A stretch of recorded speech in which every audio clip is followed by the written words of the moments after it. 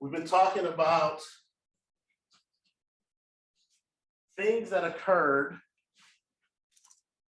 in what eventually is called the apostolic age.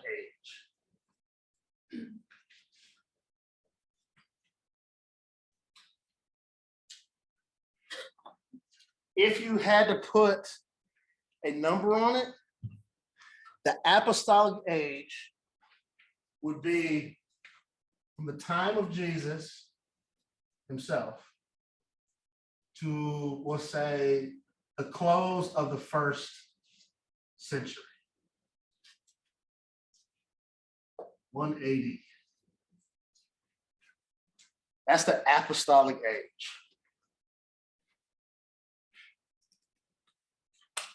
This is the time where you start having the collection of the various texts.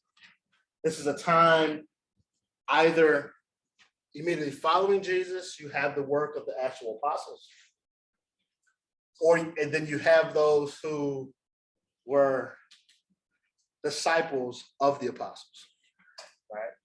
Very, very close to Jesus during this apostolic age. All of this occurs within the first century. During the apostolic age, the emphasis is faith in the passion, death, and resurrection of Jesus.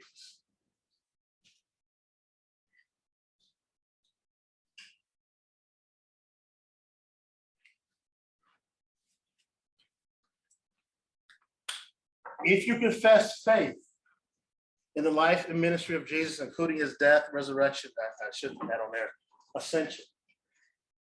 The details have not been worked out, but the Christian tradition is saying something significant that affects the human person divinely is a result of Jesus' passion, death, and resurrection. That's what we're talking about in the apostolic age.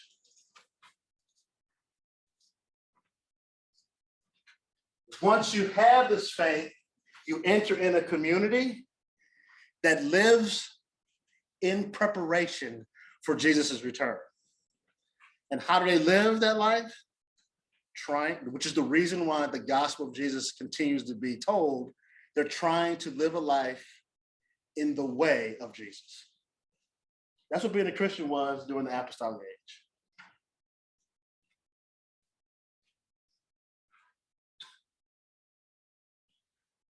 As the first century closes and you approach the second century, you begin to see a Christian community that grows from just being a sect of Judaism, specifically a handful of Jews in a small room, to nearly 220,000 in the Roman Empire.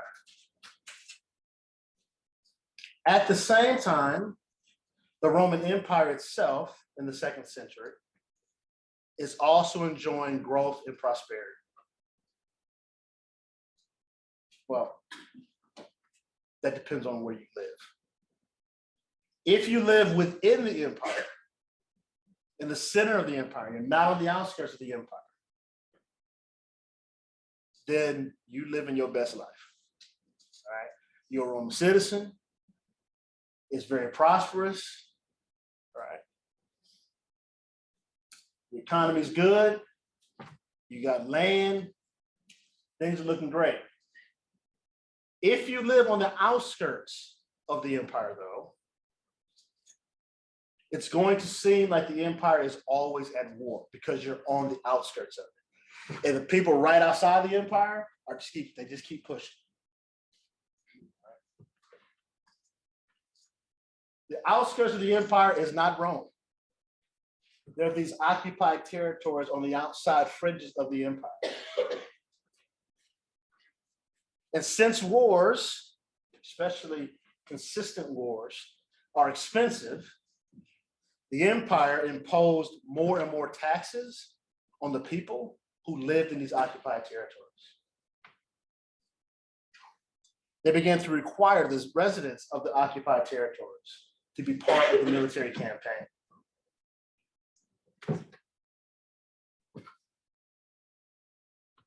We're about to go over 100 years in about 30 seconds. In the second century, between the second, not even 30 seconds, second century to the third, because these outside groups continually press Rome, and Rome has to maintain the expense related to defending the empire on all fronts. By the time you get to the third century, Rome is in trouble. The empire is starting to teeter a little bit. It surpassed its golden age. It's being challenged on every front, and it's on the verge of collapse. What does this have to do with the history of Christianity? Well, while the empire, Roman Empire, is teetering, it's starting to bend, it's starting to collapse, guess what's happening with Christianity? It's blowing up. It's increasing. More and more people are becoming Christian. Remember the 220,000 mark I said in the close of the first century? When you get to the third century, Christians number anywhere between 4 to 6 million members.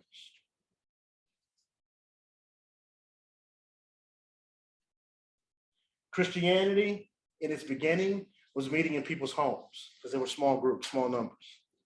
Now, Christianity has moved from small house churches to having their own buildings and having a hierarchy of the church.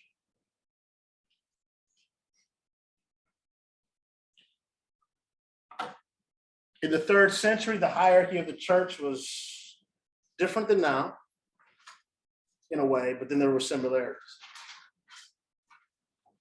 The leadership, first of all, there was no central leadership. Today, when we think about, particularly when we think about the Catholic tradition, at the end of the day, there's a dude in a white outfit in Rome that we say that is the central hub of the tradition. It wasn't like that back then. Each community had within its community a leader who was called the bishop or overseer. He was responsible for that local Christian community. His primary responsibility, remember, we're still in this, we're not in the apostolic age, we're going to talk about what we moved on to, but this is still the emphasis. It was a profession of faith. So his main responsibility was passing on the gospel to the next generation. The bishops at this time were the only ones doing the sacraments, what sacraments they were. To assist him, the bishops had what was called presbyters. So the hierarchy at this time, you had a bishop, and then who helped him was called a presbyter.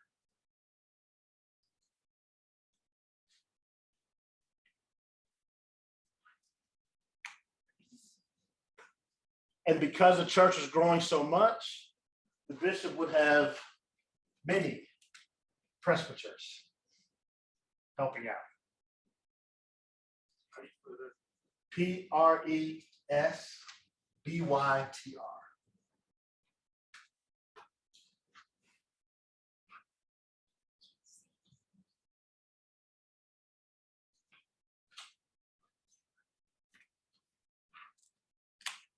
The presbyters assisted the bishop in teaching the gospel and would take care of the church building, but they did not participate in liturgy in any significant way. The bishops were still traveling around from community to community to do the liturgy. In time, because the church, again, continued to grow, the bishops could not be everywhere. They just couldn't, there's no way for them to be everywhere to do the liturgy. So eventually, the presbyters became priests.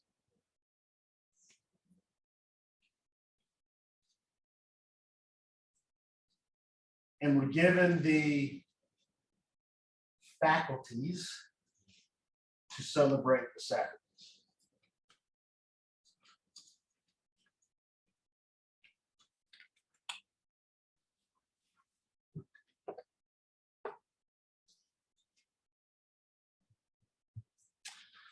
Another position in the hierarchy of the church that developed at this time, even though it wasn't the first time that this office was part of the Christian tradition, but this is the first time it fell within the hierarchy, is the office of the deacon.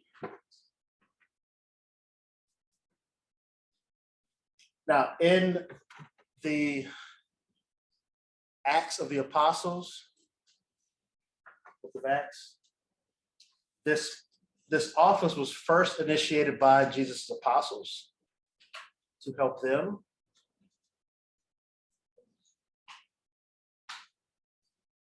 But it was more, a matter of fact, in the Acts of the Apostles, you had deacons and deaconesses. So you had both male and female deacons, but their responsibilities were a little bit different. In the Acts of the Apostles, these deacons and deaconesses assisted in managing the Christian community, in the administrative duties of the community.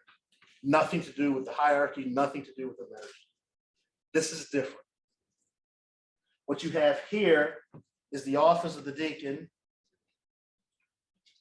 that did do administrative duties. They were responsible for, and I'll get to this in a minute, to assist the poor, but they also began to participate in the liturgy. And they were only males.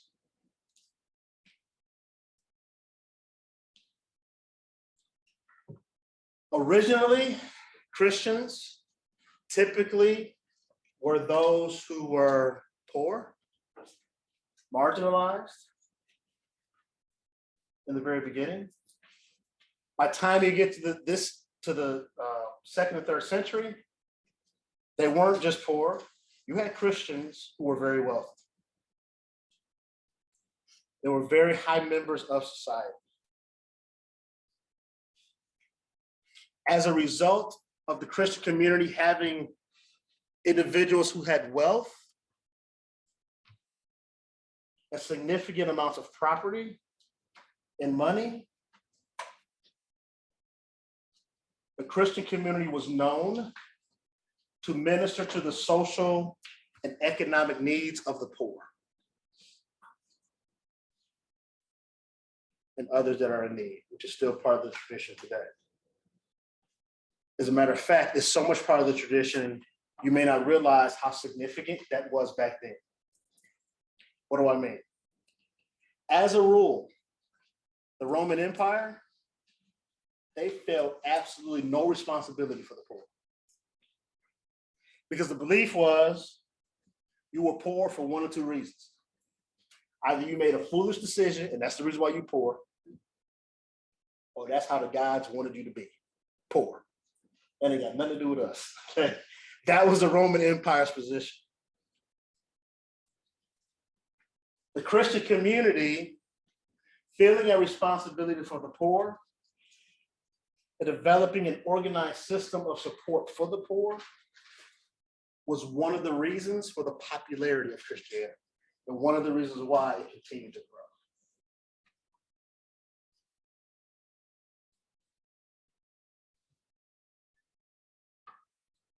Now, I want you to keep in mind, in the back of your mind, again, we'll talk about this next week.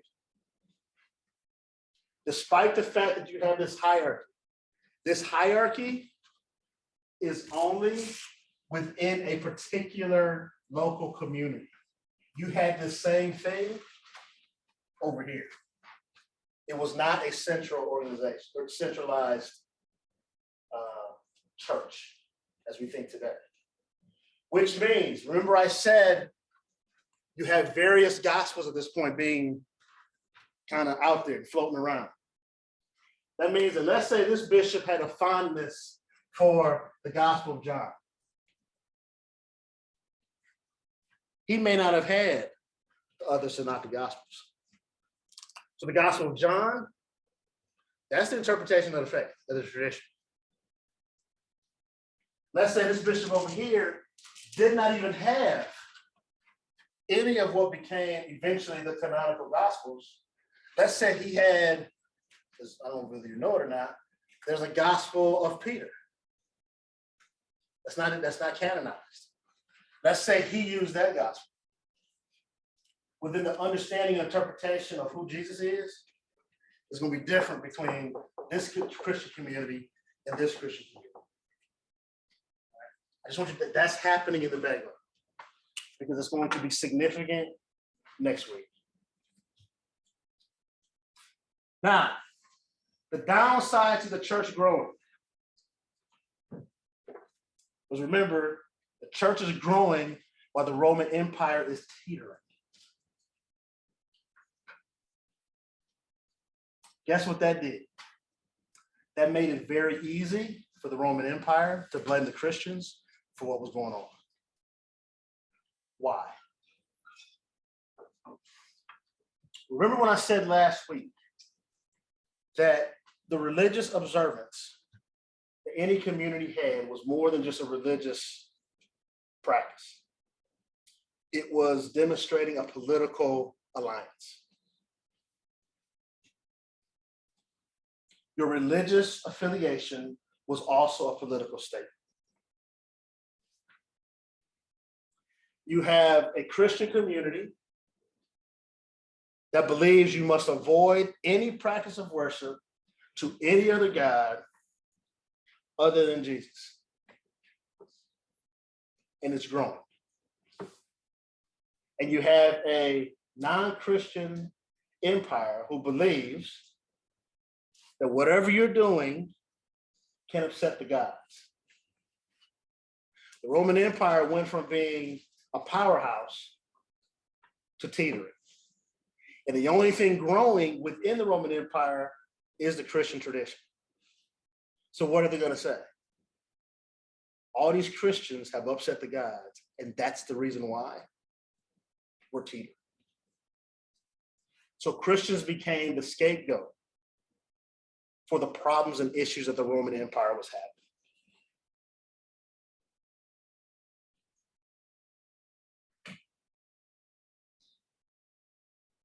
The Roman Empire had a requirement of worshiping the emperor as well as the Roman gods.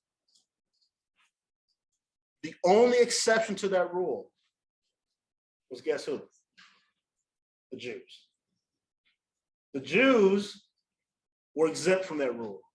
And the reason why the Jews were exempt from that rule, the Roman Empire recognized that their religious traditions, their political way of life outdated their own. So they allowed the Jews to have the exception. This is the interesting part. Christianity, because of the attack on Jerusalem, they separated themselves from the Jews. So as a result, now the Roman Empire was like, you're not a sect of Jews. You have the same requirement that everyone else has. You see what I'm saying? So they kind of, Christianity, while separating itself from Judaism because of the destruction of Jerusalem, they didn't know it, but you're putting yourself in a position for later on, when the empire started teetering, now you're the scapegoat. Now you're the reason why the empire is losing its power. And as far as the history of Christianity, you move from the apostolic age to what's called the Age of Martyrdom.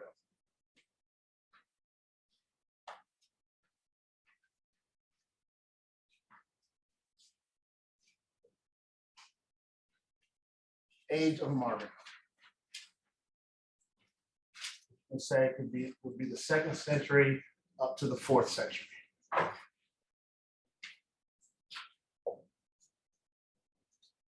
Actually, that would be 1 AD to 3 AD.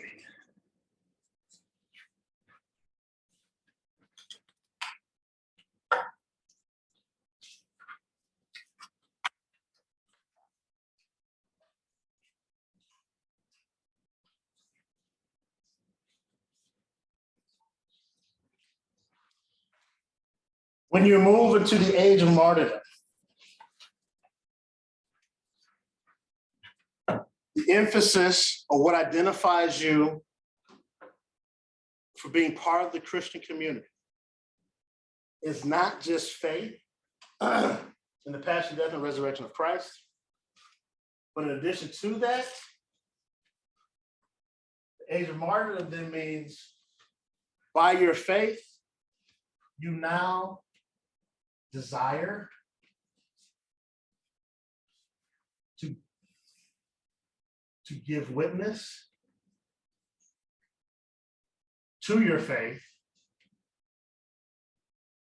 including unto death.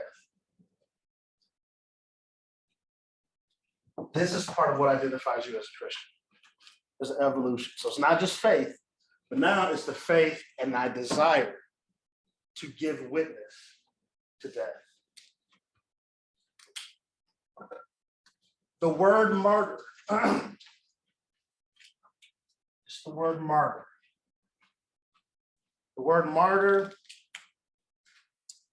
comes from a Greek word that means witness or testimony.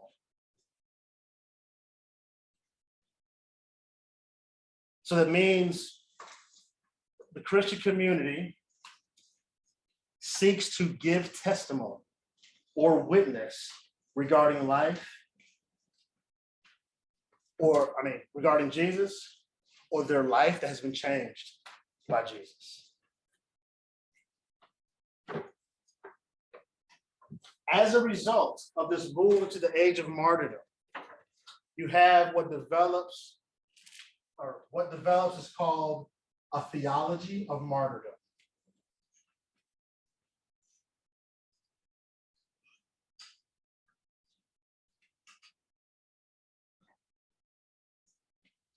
A theology of martyrdom.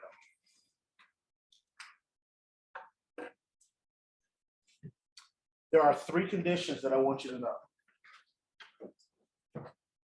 to this theology of martyrdom. Now, this is in addition to, or this is an evolution. So this is in addition to, I'm not going to restate, you got to have faith. Right? You have the faith in the passion, death, and resurrection of Christ, and the ascension of Christ. In addition to that faith, in the age of martyrdom, the theology of martyrdom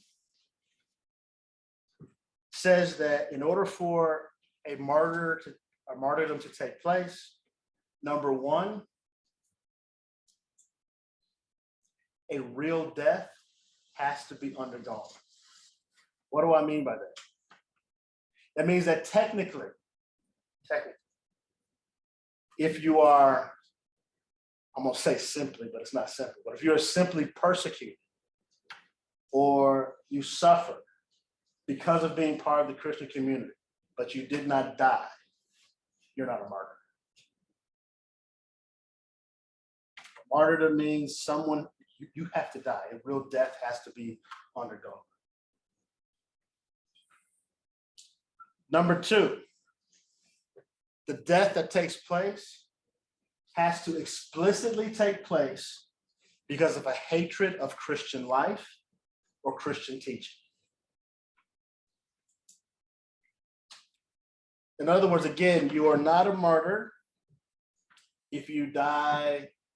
You may be a faithful Christian, you may desire martyrdom, but if you die from a disease or you die from some other horrendous genocide that's taken place, but it's not because of your Christian alliance, then you're not a martyr. And third, the death has to be voluntary.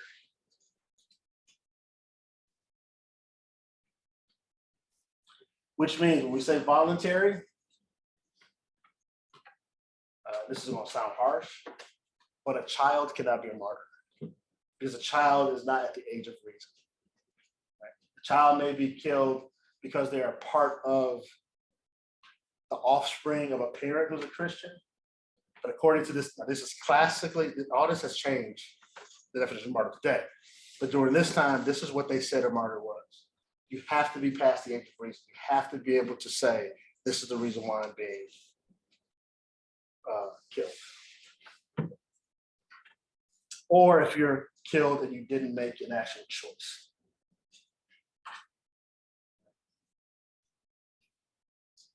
So in addition to these, I'll say conditions, these three conditions, there are also certain characteristics. In other words, you had the conditions at that time, but you also had certain character properties of someone who was martyred.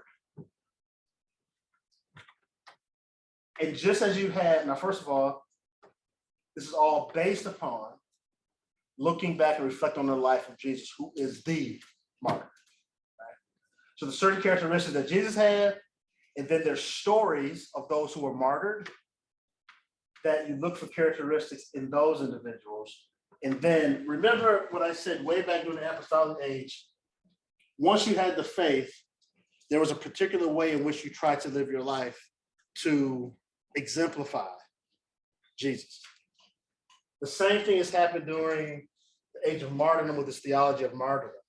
You have conditions, you have characteristics, which we're going to point out, and those who are Christians during this age, they tried to live their life with those characteristics.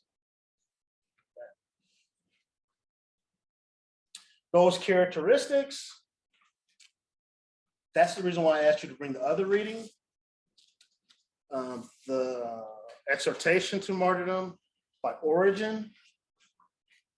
Origen was a systematic theologian of the time, and in this writing, it helps identify what he's saying these characteristics are of a martyr.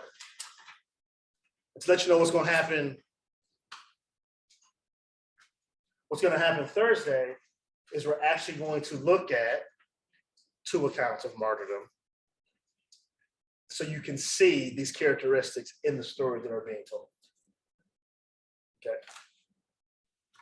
So if you have that reading, I suggest you pull it out so that you can make some notes on some points. First, let me tell you a little bit about Origen, so you're not going to why this person.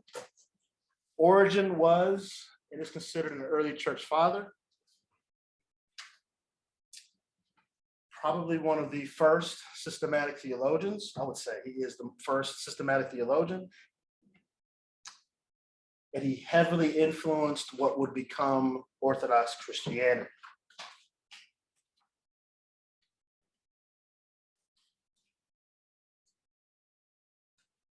In this particular reading that I gave you, Origen gives us a look at the theology that developed during this age of martyrdom. To understand why Origen was a good voice for writing this, tell you a little bit about his background. His father was a teacher. His father's name was Leonidas. Wasn't that the name of the dude on 300?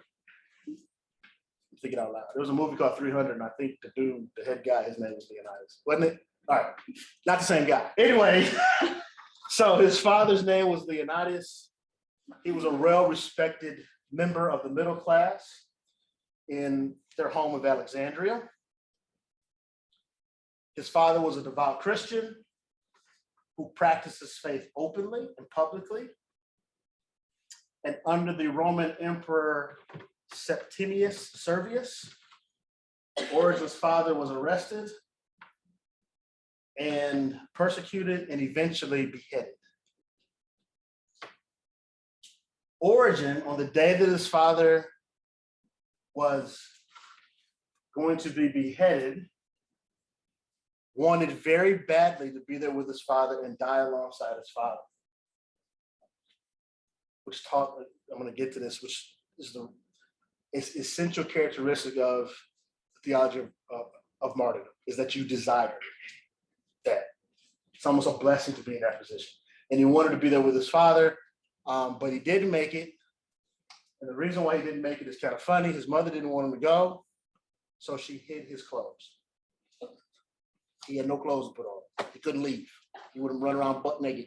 His mother hid his clothes like, no, not today, not today. So he was unable to die with his father, but that put a fire in him for the rest of his career, rest of his life, in addition to his other systemic theological topics.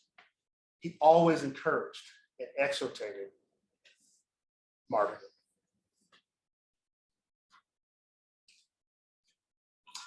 I want to first direct you in the reading, so we're going to cover our first characteristic, to page 127 in the reading.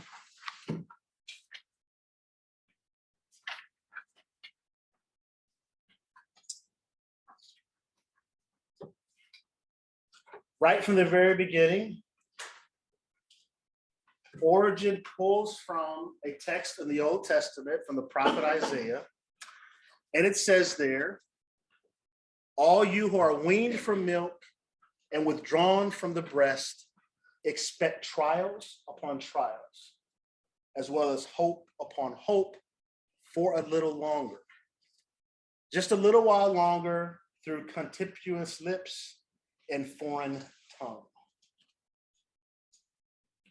Using this text, the first characteristic that Origen states that is fundamental to martyrdom theology is that a Christian should expect persecution and suffering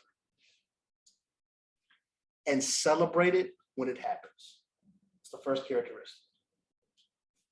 Expect it and celebrate it. According to his understanding to this text from the prophet Isaiah, when he says, when you're weaned from milk, you're done breastfeeding, you're mature, he's saying that when you've accepted the truth of Christianity, you should expect, as the passage says, trials upon trials.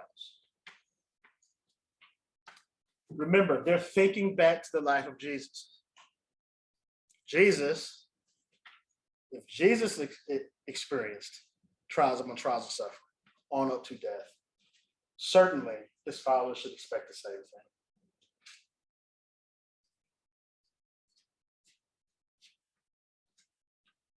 Along with these trials, when he says contemptuous lips and foreign tongues, it means the entire time you're Christian, you should expect to be scorned, despised, and to be called a fool.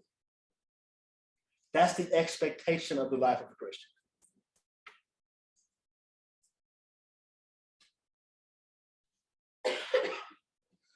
However, with these trials and being despised, at the same time, you should celebrate because you are also receiving hope upon hope. So you should expect persecution, and when it happens, celebrate. Again, I want you guys to understand, this was part of the cell. In other words, during this time, Christianity is growing. It's not like they were hiding this. Like after you got in, okay, by the way, you're gonna catch some stuff. All right, by the way, you might die. This was part of the cell in the beginning. This is part of being a Christian. You gotta have this faith right here, and when you accept this faith, expect persecution. You better be happy when it occurs. It was still growing. That's the crazy thing. Christianity is still growing, even though this is what they led with. Second characteristic I want to point out. If you look at the bottom of 127, Under the heading, Further Encouragement from 2 Corinthians, I'm going to start reading where it says, I think it's 2 sentences in, where it says, the more such affliction. This is the more such affliction abounds, the greater and more magnificent is the eternal weight of glory it produces in us. Yet this is true only if, at the moment our persecutors seek to oppress our souls, we refuse to let our minds dwell on our sufferings. Instead of considering our present afflictions, we should focus on the rewards reserved by God's grace for those who, through their patient endurance, have competed like athletes in Christ according to the rules. Another characteristic that Origen illuminates is how a believer should mentally react to the suffering. There is a correlation between the severity of the suffering and the believer's orientation or inclination to the blessings.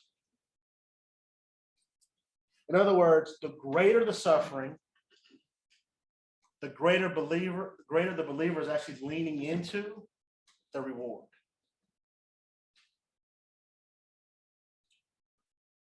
He uses the example of an athlete. Now, anyone who's an athlete knows that regardless of what the score is, the game is not over until the clock expires. Most athletes will tell you the greater the pressure, the greater they produce. The harder the pressure is on them, they simply see it as a greater opportunity to show what I got. He's saying the same thing is the case here. It's a characteristic of a Christian. The greater the persecution, the more I'm going to lean in. You can almost say, he's saying you should desire it. You should desire the pressure, because the pressure is actually going to make the blessings even more real.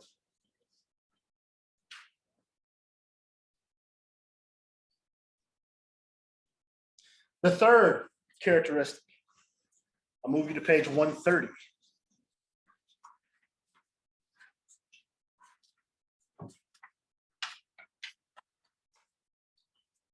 Under the heading, the importance of verbal confession, I'm going to first read in the first paragraph, and then I'll read something out of the second. First paragraph, about halfway in, where it says, those people. Those people are deceiving themselves who think it is possible to reach Christ as their final destination simply by believing with the heart unto righteousness, without accepting the rest of the verse and confessing with the mouth unto salvation. Drop down to the second paragraph. It says, what if though God, when commanded, you should not make idols for yourselves, nor any kind of image, and so forth. He stated the command so as to make a distinction between you shall not bow before them and you shall not worship them. Then perhaps the person who really believes in idols might worship them. But as for the one who doesn't actually believe, yet out of cowardice goes through the motions so he can look religious like everyone. This person might not technically worship the idols, but he certainly does bow down to them. Third characteristic, a martyr is unwavering in their verbal confession of their faith. They don't hide it. They're very vocal about it.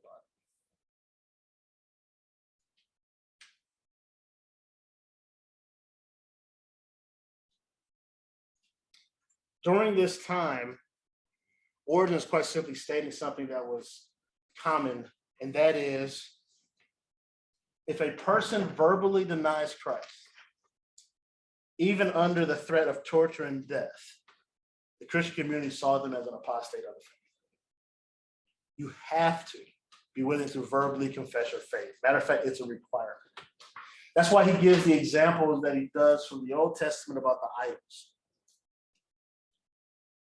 Remember, your worship is also a statement of political allegiance. The theology of martyrdom took a strong stance against anything that even looked like sympathy to the Roman authorities, including just going through the motions. That's why verbal confession was so essential. And what he's saying in the Old Testament, when God says you shall not make idols, he follows up with that by saying you shall not bow down before them and you shall not worship. So God is clarifying. You can't even just go through the motions. You can't be like, okay, well, I really don't believe in the idols, but you know, if I just do what they say do, I can get through the day. No, God is saying you cannot bow to them, right? Which insinuates what? That you're making a verbal confession. You're making a public confession of your faith. That is a characteristic of a martyr. And the reason why this was so important is because it left no question as to who your allegiance is to.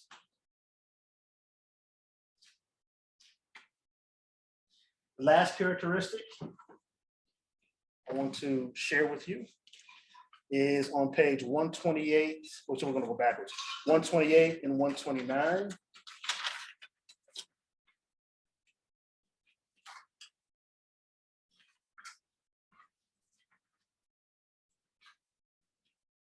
Under look to God for strength.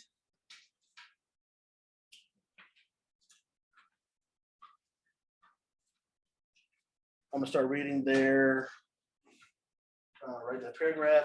And if you should ever find your soul shrinking back, let the mind of Christ in us say to your soul when it is trying its hardest to upset the mind, why are you downcast, O my soul, and why are you troubling me? Hope in God, for I will give thanks to him. And this is repeated. Come on then, don't let your soul be unsettled in the least. Even when you stand before the very tribunals, unsheathed swords are laid against your neck. Let your soul be guarded by the peace of God, which surpasses all understanding. Let it be calm by considering that those who are absent from the body are at home with the Lord of the universe himself. The most universal characteristic, I would say, besides verbal confession, of the martyrs is calmness. In the face of being martyred, every story of the martyr is that they were calm. They didn't freak out. They didn't start screaming. Right? They prayed very calmly. You're going to see Thursday 2 accounts of martyrs. A calmness, almost an eerie calmness, just before their death. And it's funny, he says, when the unsheathed sword are laid against your neck, because one of the martyrs, that literally is what's happening in their calm.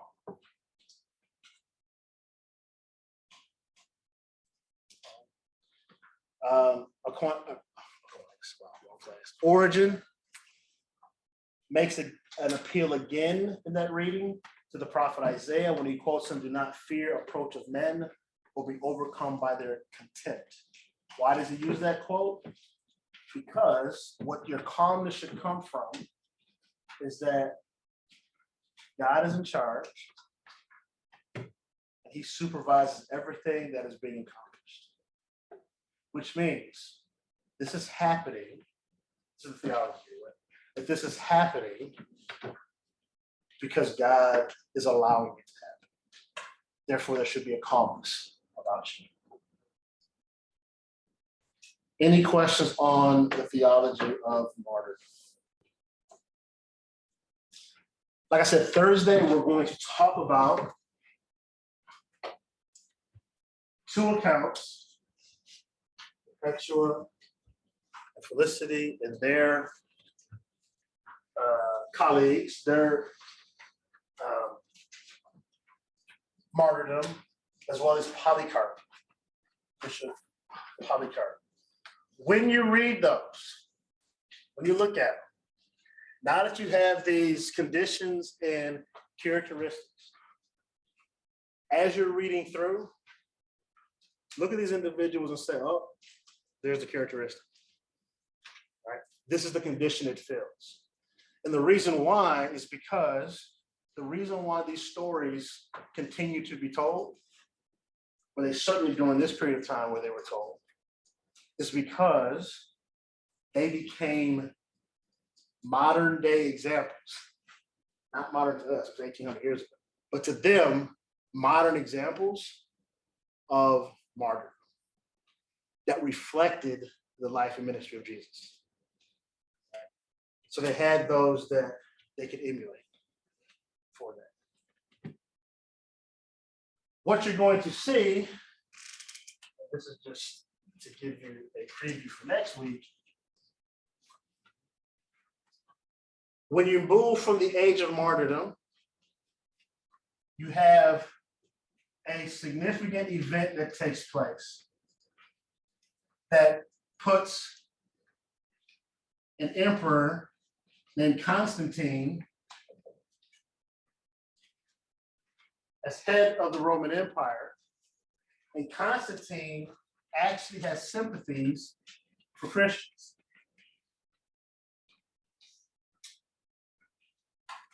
And so he's an emperor that is no longer blaming the Christians for the situation in Rome.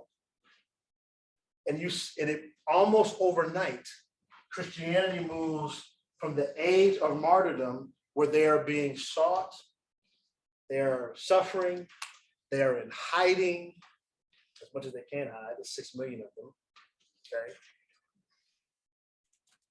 to what's called the imperial age of Christianity. They go from being martyred to actually becoming the largest and endorsed faith tradition of the empire. So then the question is, you can't just you have this whole theology of martyrdom now developed. That's part of the identity of Christianity. The question is, and what we're going to talk about, how do you move from a faith tradition that emphasizes martyrdom so much, so now all of a sudden you're not being martyred no more. So what is it to be a Christian? Right? How do you move this martyrdom idea into the imperial age?